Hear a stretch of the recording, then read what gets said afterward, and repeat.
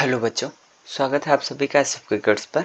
और आज की इस वीडियो में हम क्लास थर्ड की यानी कक्षा 3 की जो आपकी इंग्लिश की बुक है मैरीगोल्ड, उसका यूनिट 8 पढ़ेंगे। यहाँ पे लिखा हुआ है यूनिट और ये लिखा हुआ है रोमन नंबर में 8। ठीक है, तो ये यूनिट 8 है। यूनिट 8 का मतलब इकाई 8। ठीक है, तो इकाई 8 को हम लोग पढ़ेंगे। ठीक है, यहाँ लिखा है have you ever received a letter. Letter का मतलब होता है पत्र, अ का मतलब होता है एक, रिसीव्ड का मतलब प्राप्त किया। ठीक है, यू का मतलब तुम, हैव का मतलब क्या। Have you ever received a letter यानी क्या आपको कभी कोई पत्र मिला है। आगे if you haven't see what this child decided to do. ठीक है, व्हाट का मतलब क्या, दिस का मतलब यह। ठीक है, इफ का मतलब यदि, यू का मतलब तुम। ठीक है, सी का मतलब देखना। इफ यू हैवेंट सी, इसका मतलब हो गया यदि आपने नहीं देखा है तो देखें कि यह बच्चा क्या करने का निर्णय लेता है। ठीक है, अब ये एक पोएम है, इस पोएम को हम लोग पढ़ेंगे। पोएम का टाइटल है what's in the mail box. What का मतलब होता है क्या। ठीक है, इन का मतलब में।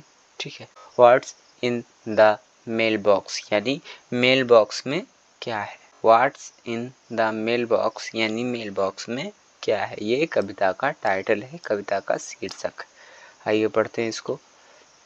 Most always when the postman comes with letters 2 और 3।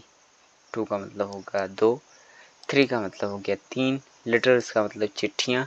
ठीक है, विथ का मतलब साथ, व्हेन का मतलब जब, कम्स का मतलब आता।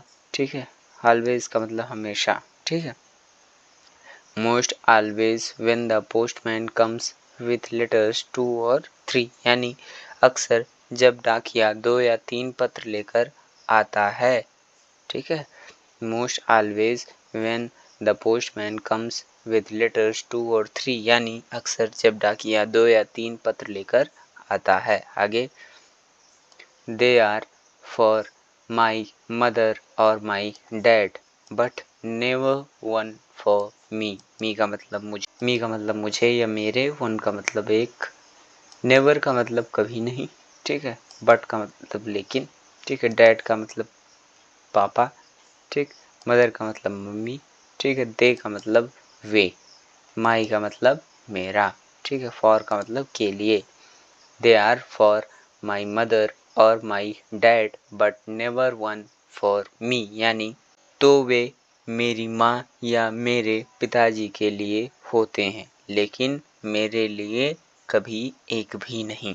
ठीक है, they are for my mother और my dad but never one for me यानी तो वे मेरी माँ या मेरे पिताजी के लिए होते हैं लेकिन मेरे लिए कभी एक भी नहीं।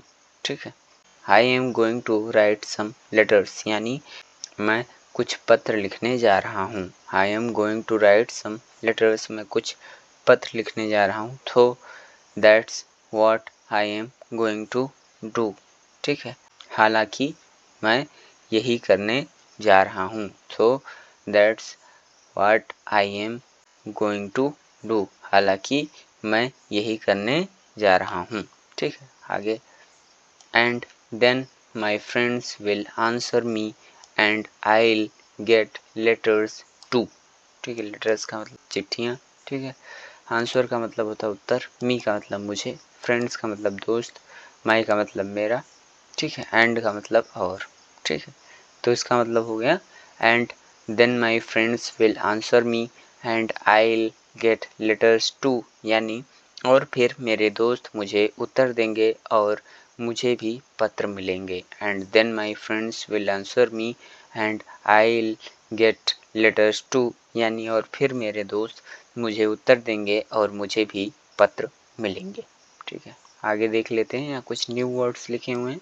न्यू वर्ड्स का मतलब होता है नए शब्द। ठीक है, न्यू, न्यू का मतलब नए, वर्ड्स का मतलब शब्द। ठीक है, यहाँ लिखा है लेटर्स, लेटर्स का मतलब चिट्ठियाँ। ठीक है, पत्र। ऑलवेज, ऑलवेज लिखा हुआ है तो ऑलवेज का मतलब होता है हमेशा। नेवर, नेवर का मतलब होता है कभी नहीं। ठीक है, थो का मतलब हालांकि, ठीक, यानी लेटर्स का मतलब चिट्ठियाँ, ऑलवेज का मतलब हमेशा, नेवर का मतलब कभी नहीं, और थो का मतलब होता है हालांकि, ठीक है। तो ये तो थी पोएम यूनिट 8 में, क्लास 3 की बुक मैरी गोल्ड में थी, ठीक है, जिसको हम लोगों ने पढ़ा और उसको हिंदी में ट्रांसलेट किया। अगर आप चाहें तो उसकी हिंदी ट्रांसलेशन की समरी आपको डिस्क्रिप्शन बॉक्स में दे दी जाती है, तो वहाँ से आप चाहें तो देख सकते हैं। और वो बहुत बहुत धन्यवाद, यूँ आभार।